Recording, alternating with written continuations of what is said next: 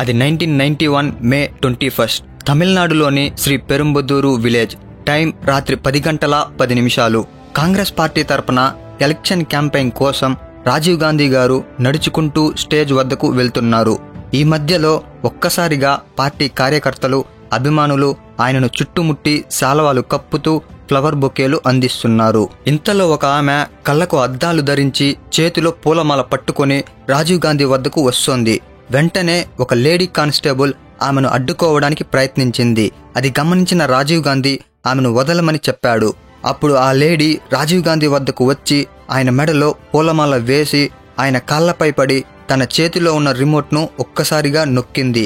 దాంతో ఆమె నడుముకు చుట్టుకుని ఉన్న 700 గ్రాముల RDX పేలింది. ఈ ఇన్సిడెంట్లో ఆమెతో పాటుగా రాజీవ్ గాంధీ మరియు ఇంకో 14 మంది చనిపోయారు.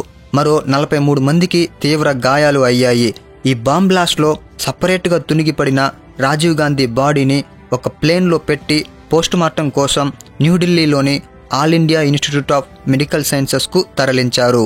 ఈ బాంబ్ బ్లాస్ట్ చేసిన ఆ లేడీతో పాటుగా అక్కడికి వచ్చిన 21 ఏళ్ల వయసు గల ప్రొఫెషనల్ కెమెరామ్యాన్ హరిబాబు అనే వ్యక్తి ఈ మొత్తం ఇన్సిడెంట్ను తన కెమెరాలో రికార్డ్ చేశాడు. అయితే ఇతను కూడా ఈ ఇన్సిడెంట్లో చనిపోయాడు. కానీ ఆ రికార్డ్ చేసిన కెమెరా మాత్రం అతడి నుండి కొంచెం దూరంగా పడి ఉండటంతో అందులోని రికార్డెడ్ డేటా సేఫ్గా దొరికింది. ఈ ఇన్సిడెంట్లో రాజీవ్ గాంధీని చంపటానికి, తన ప్రాణాలను కూడా వదులుకోవటానికి సిద్ధపడి ఆ బాంబ్ బ్లాస్ట్ని చేసిన ఆమె పేరు తన్మోజీ రాజారత్నం. ఇంతలా రాజీవ్ గాంధీని చంపటానికి ఆమె ఎందుకు డెసిజన్ తీసుకుంది, యాక్చువల్గా రాజీవ్ గాంధీని చంపవలసిన అవసరం ఎవరికి ఉనింది అనే విషయాల గురించి ఈ వీడియోలో చెప్పబోతున్నాను. So let us begin the story. Indira Gandhi, Feroze గాంధీలకు 1944 ఆగస్ట్ 20న రాజీవ్ గాంధీ జన్మించాడు. ఆ టైంలో ఇండియాలో పొలిటికల్గా బాగా ఎక్స్పోజ్ అయి ఉన్న ఫ్యామిలీ వీరిది. ప్రైమ్ మినిస్టర్ ఆఫ్ ఇండియాగా రాజీవ్ గాంధీ పుట్టిన టైంలో ఇతని గ్రాండ్ ఫాదర్ అయిన జవహర్లాల్ నెహ్రూ గారు వర్క్ చేస్తున్నారు. ఇండియాకి ఇండిపెండెన్స్ వచ్చాక ఫస్ట్ ప్రైమ్ మినిస్టర్ ఆఫ్ ఇండియాగా జవహర్లాల్ నెహ్రూ గారు ఇండియన్ నేషనల్ కాంగ్రెస్ పార్టీ తరపున ఎన్నుకోబడ్డారు. 1964లో జవహర్లాల్ నెహ్రూ గారు హార్ట్ అటాక్ కారణంగా మరణించారు. ఆ తర్వాత రాజీవ్ గాంధీ తన కాలేజ్ స్టడీస్ కోసం యునైటెడ్ కింగ్డమ్కు వెళ్లారు. కానీ తన గ్రాడ్యుయేషన్ని పూర్తి చేయకుండానే 1966లో ఇండియాకి తిరిగి వచ్చేశాడు. తర్వాత ఇండియన్ ఎయిర్లైన్స్లో ప్రొఫెషనల్ పైలట్గా జాయిన్ అయ్యాడు. ఆ టైంలో ఇండియాకి Indira Gandhi Indian national Congress party తరపున ప్రైమ్ మినిస్టర్ అయ్యారు. 1968లో రాజీవ్ గాంధీ సోనియా గాంధీని పెళ్లి చేసుకున్నారు. తర్వాత వాళ్ళకి 2 పిల్లలు పుట్టారు. వారి పేర్లు రాహుల్ గాంధీ, ప్రియాంక గాంధీ. రాజీవ్ గాంధీకి పాలిటిక్స్ పైన పెద్దగా అవగాహన లేకపోవడంతో తన వైఫ్ మరియు పిల్లలతో ఢిల్లీలో ఒక డొమెస్టిక్ లైఫ్కి అలవాటు పడ్డారు. 1971లో మళ్ళీ ఇండియాకి ఇందిరాగాంధీ గారు ప్రైమ్ మినిస్టర్ అయ్యారు. అప్పుడు రాజీవ్ గాంధీ బ్రదర్ సంజయ్ గాంధీ కూడా ఎలక్షన్స్లో పోటీ చేసి ఎంపీగా గెలిచాడు. కానీ అప్పట్లో రాజీవ్ గాంధీకి పొలిటిక్స్లో పెద్దగా ఇంట్రెస్ట్ లేనందున ఆ విషయాలను పట్టించుకునేవాడు కాదు. కానీ అనుకోని విధంగా 1980లో సంజయ్ గాంధీ ఒక ప్లేన్ క్రాష్లో చనిపోయాడు. దీంతో ఇందిరాగాంధీకి పొలిటిక్స్లో కుడిభుజంగా ఉన్న సంజీవ్ గాంధీ లేకుండా పోయాడు. అప్పుడు ఇందిరాగాంధీ గారు తన మరో కొడుకు అయిన రాజీవ్ గాంధీని తన బ్రదర్ సంజీవ్ గాంధీ ప్లేస్ని తీసుకోవాలని చెప్పడంతో రాజీవ్ గాంధీ తన తల్లి మాటను గౌరవించి తన బ్రదర్ రాజీవ్ గాంధీ ఎంపీగా పోటీ చేసిన అమేథీ అనే ప్లేస్లో తాను ఎంపీగా పోటీ చేసి భారీ మెజారిటీతో గెలిచాడు. అలానే ఇండియన్ పార్లమెంటులోని లోక్సభలో మెంబర్ కూడా అయ్యాడు. 1982లో కండక్ట్ చేసిన ఏషియన్ గేమ్స్ని ఆర్గనైజ్ చేయడం కోసం అప్పటి కాంగ్రెస్ పార్టీ రాజీవ్ గాంధీని ఏషియన్ గేమ్స్ 1982కి జనరల్ సెక్రటరీగా నియమించింది. అప్పటి వరకు సాఫీగా సాగుతున్న రాజీవ్ గాంధీ లైఫ్లోకి డైజెస్ట్ చేసుకోవాలని ఒక విషాదం వచ్చింది. అది ఇందిరాగాంధీ గారి మరణం. 1984 అక్టోబర్ 31 మార్నింగ్ 9:20 AM ఇందిరాగాంధీ గారి పైన సిక్కు మతానికి చెందిన తమ 2 బాడీ గార్డ్స్ తమ వద్ద ఉన్న గన్స్తో 30 బుల్లెట్స్ని షూట్ చేశారు. దాంతో ఇందిరాగాంధీ గారు స్పాట్లోనే మరణించారు. ఆ బాడీ గార్డ్స్ ఆమెను ఎందుకు కాల్చారు, దానికి గల కారణాలు ఏంటి అనే విషయాలు ఇప్పుడు ఇక్కడ చెప్పటానికి టైం పడుతుంది. సో అది వేరే కథ. ఇందిరాగాంధీని చంపింది సిక్కు మతస్థులు కావడం వలన కేవలం వాళ్ళు పాత కక్షల కారణంగానే ఆమెను చంపారని దేశంలోని హిందువులు సిక్కులపై దాడులకు పాల్పడుతున్నారు. అదే టైంలో ఇందిరాగాంధీ చనిపోయిన మరుసటి రోజే కాంగ్రెస్ పార్టీ రాజీవ్ గాంధీకి మద్దతు ఇచ్చి తనను ప్రైమ్ మినిస్టర్ చేసింది. ఆ టైంలో అఫీషియల్గా డిసెంబర్లో జరిగిన లోక్సభ ఎలక్షన్స్లో కాంగ్రెస్ పార్టీకి 542 సీట్స్కి 411 సీట్స్ వచ్చాయి. దాంతో Rajiv Gandhi 6th prime minister of ఇండియాగా ఎలక్ట్ చేయబడ్డాడు. అప్పటికి ఆయన వయస్సు 40 సంవత్సరాలు. చరిత్రలో అతి చిన్న వయసులో ప్రైమ్ మినిస్టర్ అయిన వ్యక్తి రాజీవ్ గాంధీ గారు మాత్రమే. ఈయన ప్రైమ్ మినిస్టర్ అయిన తరువాత ఒక కొత్త లాని తీసుకువచ్చారు. దాని పేరు యాంటీ డిఫెక్షన్ లా. ఈ లా ఏమని చెప్తుందంటే, ఒక పార్టీలో గెలిచిన ఒక వ్యక్తి మరో పార్టీకి వెళ్ళటానికి వీలు లేదు.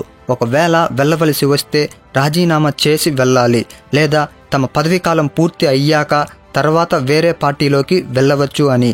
కానీ ఈ యాంటీ డిఫెక్షన్ లా అప్పట్లో చాలా మందికి నచ్చలేదు. దీనివల్ల రాజీవ్ గాంధీ పైన వ్యతిరేకత వచ్చింది. అలానే Shah Bano case, Bhopal disaster, Bofors scandal వంటి ఇన్సిడెంట్తో రాజీవ్ గాంధీ పాలనపై మరింత అసంతృప్తి వచ్చింది. 1988లో మాల్దీవ్స్లో గవర్నమెంట్ను పడగొట్టడం కోసం శ్రీలంకకు చెందిన PLOTE, people's liberation organisation of తమిళీయంలోని మిలిటెంట్స్ 80 మంది మాల్దీవ్స్ క్యాపిటల్ సిటీ అయిన మేల్ సిటీలోకి చొరబడ్డారు. అక్కడ ప్రెసిడెంట్ను మరియు గవర్నమెంట్ను రూల్ చేస్తున్న కొంతమంది అఫీషియల్స్ను హైజాక్ చేయడం కోసం ట్రై చేస్తున్నారు. ఆ టైంలో మాల్దీవ్స్ ప్రెసిడెంట్ తమ మనుషులను కాపాడుకోవడం కోసం పాకిస్తాన్, సింగపూర్, యునైటెడ్ స్టేట్స్ని సహాయం కోరింది. కానీ వాళ్ళెవ్వరూ హెల్ప్ చేయలేదు. చివరగా ఇండియాను కన్సల్ట్ అయ్యారు. అప్పుడు ఇండియా ప్రైమ్ మినిస్టర్ అయిన రాజీవ్ గాంధీ మాల్దీవ్స్కు సహాయం చేయడానికి ఒప్పుకున్నారు. వెంటనే ఇండియన్ మిలిటరీని, నేవీ సిబ్బందిని మాల్దీవ్స్కు పంపి శ్రీలంకకు చెందిన PLOTE ఆర్గనైజేషన్ మిలిటెంట్స్ను తరిమికొట్టారు. అప్పటి నుండి PLOTE ప్రెసిడెంట్ అయిన ఉమామహేశ్వరన్కు రాజీవ్ గాంధీ పైన కోపం ఉండేది. అదేవిధంగా శ్రీలంకకు చెందిన LTTE, లిబరేషన్ టైగర్స్ ఆఫ్ తమిళీయంతో కూడా రాజీవ్ గాంధీకి విభేదాలు ఉండేవి. ఈ LTTE group president Prabhakaran. So ఇప్పుడు ఇక్కడ రాజీవ్ గాంధీకి అఫీషియల్గా 2 శత్రువులుగా మారారు. ఒకటి PLOTE గ్రూప్కు చెందిన ఉమామహేశ్వరన్, మరొకరు LTTE గ్రూప్కు చెందిన ప్రభాకరన్. ఈ 2 గ్రూప్స్ కూడా శ్రీలంకకు చెందిన తిరుగుబాటు మిలిటెంట్ గ్రూప్స్. ఇంకా క్లియర్గా చెప్పాలంటే, శ్రీలంక దేశం నుండి తమకంటూ ఒక సపరేట్ కంట్రీ కావాలని ఆ దేశంతో తిరుగుబాటు చేస్తున్న 2 తిరుగుబాటు సంస్థలు. ఇప్పుడు ఈ తిరుగుబాటు సంస్థలకు మన దేశ ప్రైమ్ మినిస్టర్ అయిన రాజీవ్ గాంధీ గారికి మధ్య ఉన్న సంబంధం ఏంటి అనే విషయాల గురించి ఇన్డెప్త్గా తెలుసుకుందాం. శ్రీలంకలో ఎక్కువగా బుద్ధ మతానికి చెందిన సింహాలీస్ ప్రజలు మరియు ఎప్పటి నుండో తమిళ భాష మాట్లాడే శ్రీలంకన్ తమిళియన్స్ కలిసి నివసిస్తున్నారు. కానీ శ్రీలంకకు ఇండిపెండెన్స్ వచ్చిన తరువాత 1970లో కొత్తగా గవర్నమెంట్ను ఫామ్ చేసిన ఒక పార్టీ అధికారంలోకి రాగానే ఆ దేశంలో సింహాలీస్ ప్రజలు ఎక్కువగా ఉండటం వలన సింహాలీస్ ప్రజలకు ఎడ్యుకేషన్, జాబ్స్ విషయాలలో తమిళియన్స్ కంటే ఎక్కువ ఇంపార్టెన్స్ ఇవ్వడంతో శ్రీలంకన్ తమిళియన్స్కు కోపం వచ్చింది. దాంతో వారికి కూడా సింహాలీస్ ప్రజలతో పాటు సమాన హక్కులు కల్పించాలని డిమాండ్ చేశారు. కానీ అందుకు ఆ గవర్నమెంట్ ఒప్పుకోలేదు. దాంతో శ్రీలంకన్ తమిళియన్స్లలో కొంతమంది ఆలోచన మారింది. తమకు సపరేట్ కంట్రీ కావాలని డిమాండ్ చేయటం మొదలుపెట్టారు. సో ఇప్పుడు శ్రీలంకన్ తమిళియన్స్లలో 2 నినాదాలు వినిపిస్తున్నాయి. ఒకవైపు తమకు సమాన హక్కులు కావాలని ఒక వర్గం, మరోవైపు సపరేటు దేశం కావాలని మరో వర్గం. ఇక్కడ సమాన హక్కులు కావాలని TULF, Tamil United liberation front నినాదాలు చేస్తుంటే, మరోవైపు LTTE, లిబరేషన్ టైగర్స్ ఆఫ్ తమిళీయం తమకు సపరేట్ కంట్రీ కావాలని ఫైట్ చేస్తున్నారు. LTTEకు ప్రెసిడెంట్ ప్రభాకరన్. ఇతను చాలా పట్టుదలగల వ్యక్తి. శ్రీలంక గవర్నమెంట్తో యుద్ధం చేసైనా సరే తమ వారికి ప్రత్యేక దేశాన్ని తీసుకురావాలన్న ఆలోచనతో ఇతను ఉన్నాడు. వారికి దానికోసం డబ్బులు, మిలిటరీ, వెపన్స్ కావాల్సి వచ్చింది. అప్పుడు LTTE ప్రెసిడెంట్ ప్రభాకరన్ రాజీవ్ గాంధీ గారు ప్రైమ్ మినిస్టర్గా ఉన్న టైంలో ఇండియా సహాయం కోరాడు. అందుకు రాజీవ్ గాంధీ ప్రీవియస్గా ఏ విధంగా అయితే బంగ్లాదేశ్కు పాకిస్తాన్ నుండి సపరేట్ కంట్రీని ఇప్పించిందో, అదేవిధంగా శ్రీలంక నుండి శ్రీలంకన్ తమిళియన్స్కు ఒక సపరేట్ కంట్రీని ఇప్పిద్దామని LTTEతో పాటుగా శ్రీలంక గవర్నమెంట్తో పోరాడుతున్న మిగిలిన శ్రీలంకన్ తమిళియన్స్కు కూడా హెలికాప్టర్స్ ద్వారా ఫుడ్ని, వెపన్స్ని సప్లై చేసింది. ఈ విషయం తెలుసుకున్న శ్రీలంక గవర్నమెంట్ వెంటనే రాజీవ్ గాంధీని కలిసి ఒక ఒప్పందాన్ని చేసుకుంది. మేము శ్రీలంకన్ తమిళియన్స్కు కావలసిన హక్కులు, సదుపాయాలను కల్పిస్తాము, వాళ్ళ డిమాండ్స్ అన్నింటినీ నెరవేరుస్తాము, కానీ ప్రత్యేక దేశాన్ని మాత్రం ఇవ్వలేము. మీరు మాకు చేయవలసింది ఒక్కటే, ఎల్టీటీఈ మిలిటెంట్స్ నుండి వెపన్స్ ను సరెండర్ చేయించడం అని చెప్పి ఒక అగ్రిమెంట్ ను పంపించారు. ఆ అగ్రిమెంట్ కు ఒప్పుకున్న రాజీవ్ గాంధీ అగ్రిమెంట్ ప్రకారం ఎల్టీటీఈ మిలిటెంట్స్ నుండి వెపన్స్ ను సరెండర్ చేయించడం కోసం IPKF Indian piece keeping force అనే పేరు మీద కొంతమంది భారత సైనికులను శ్రీలంకకు పంపారు. అప్పుడు ఎల్టీటీఈ ప్రెసిడెంట్ ప్రభాకరన్ ఆ అగ్రిమెంట్ చూసి ఆ అగ్రిమెంట్ మా శ్రీలంకన్ తమిళియన్స్ కు అనుకూలంగా లేదు, కాబట్టి వెపన్స్ ను సరెండర్ చేయడానికి మేము ఒప్పుకోము అని సమాధానమిచ్చాడు. ఈ విషయం విని రాజీవ్ గాంధీ శ్రీలంకకు చేసిన ఒప్పందం నెరవేర్చడం కోసం ఇండియా నుండి మరింత సైన్యాన్ని పంపి ప్రభాకరన్ను పట్టుకొని అతని వద్ద ఉన్న వెపన్స్ ను శ్రీలంక గవర్నమెంట్ కు సరెండర్ చేసే పనిలో పడ్డాడు. ఒకప్పుడు ఎల్టీటీఈకు సపోర్ట్ గా ఉన్న రాజీవ్ గాంధీ ఇప్పుడు ఎల్టీటీఈకు ఆపోజిట్ అయ్యాడు. అందువల్ల ఎల్టీటీఈ ప్రెసిడెంట్ ప్రభాకరన్ రాజీవ్ గాంధీ గారిపై కోపం తెచ్చుకున్నాడు. సరైన సమయం కోసం వెయిట్ చేశాడు. రాజీవ్ గాంధీ ప్రైమ్ మినిస్టర్ పదవీకాలం ముగియడంతో 1989లో మళ్లీ ఎలక్షన్ స్టార్ట్ అయ్యాయి. కానీ ఈసారి ఇండియాలో కాంగ్రెస్ పార్టీ అధికారంలోకి రాలేదు. అందుకు కారణం రాజీవ్ గాంధీ గారు చేసిన కొన్ని పొరపాట్లు. దాంతో ఇండియాలోని కొన్ని పార్టీలు ఏకమై బీజేపీకి మద్దతు ఇచ్చారు. అప్పుడు ప్రైమ్ మినిస్టర్గా విపి సింగ్ అధికారంలోకి వచ్చారు. కానీ అధికారంలోకి వచ్చిన సంవత్సరం తరువాత బీజేపీకి మద్దతు ఇచ్చిన కొన్ని పార్టీలు తమ మద్దతును వెనక్కి తీసుకోవడంతో గవర్నమెంట్ పడిపోయింది. దాంతో 1991లో మళ్లీ ఎలక్షన్స్ మొదలయ్యాయి. ఈసారి కాంగ్రెస్ పార్టీని అధికారంలోకి తెచ్చుకోవడం కోసం రాజీవ్ గాంధీ గారు బాగా కష్టపడుతున్నారు. అది చూసిన ఎల్టీటీఈ ప్రెసిడెంట్ ప్రభాకరన్ కు ఒక విషయం అర్థమయ్యింది. రాజీవ్ గాంధీ కానీ మళ్లీ ప్రెసిడెంట్ అయితే ప్రీవియస్ గా శ్రీలంకతో ఇండియా చేసుకున్న ఐపీకేఎఫ్ ఒప్పందం ప్రకారం ప్రభాకరన్ ను పట్టుకొని శ్రీలంక గవర్నమెంట్ కు అప్పగిస్తారు అని రాజీవ్ గాంధీని ఎలక్షన్ క్యాంపెయిన్ లో హత్య చేయాలని డిసిజన్ తీసుకున్నాడు. ఈ ఆపరేషన్ కోసం తమ మిలిటెంట్ గ్రూప్ లో మెంబర్ గా ఉన్న తన్మోజీ రాజారత్నం అలియాస్ ధను అనే అమ్మాయిని సెలెక్ట్ చేసుకున్నాడు. ఆమెతో పాటు మరికొంతమంది తమ ఎల్టీటీఈ మిలిటెంట్ లో మెంబర్స్ గా పనిచేస్తున్న వారిని పంపాడు.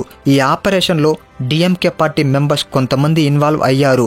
వారి అనుకున్నట్లే 1991 మే 21న తమిళనాడులోని శ్రీ పెరుంబదూరు అనే విలేజ్ లో రాత్రి 10:10 తమ ఆపరేషన్ ను పూర్తి చేశారు. ఈ ఇన్సిడెంట్ ను ఎల్టీటీఈకు చెందిన కెమెరామ్యాన్ హరిబాబు తన కెమెరాతో రికార్డ్ చేశాడు. ఈ మొత్తం ఇన్సిడెంట్ ను సిబిఐ ఇన్వెస్టిగేట్ చేసి కోర్టుకి రిపోర్ట్ సబ్మిట్ చేసింది. దాంతో కోర్టు అఫీషియల్ గా ఎల్టీటీఈ ఈ ఇన్సిడెంట్ ను చేసినట్టు, అందుకు డిఎంకే గవర్నమెంట్ సపోర్ట్ చేసినట్లు కోర్టు జడ్జిమెంట్ ను అనౌన్స్ చేసింది. ఫ్రెండ్స్, ఈ వీడియో కానీ మీకు నచ్చితే ఈ వీడియోని లైక్ చేయండి. అలానే మీ అభిప్రాయాన్ని కమెంట్ చేయండి. ఇలాంటి ఎన్నో లేటెస్ట్ ఇంట్రెస్టింగ్ వీడియోస్ కోసం ఛానల్ను సబ్స్క్రైబ్ చేసుకోండి. నేను పెట్టే ప్రతి వీడియో కూడా మీకు నోటిఫికేషన్ రావాలంటే పక్కనే ఉన్న గంట సింబల్ను యాక్టివేట్ చేసుకోండి. మరెన్నో లేటెస్ట్ అప్డేట్స్ కోసం ఫేస్బుక్, ఇన్స్టాగ్రామ్లో ఫాలో అవ్వండి. Thank you.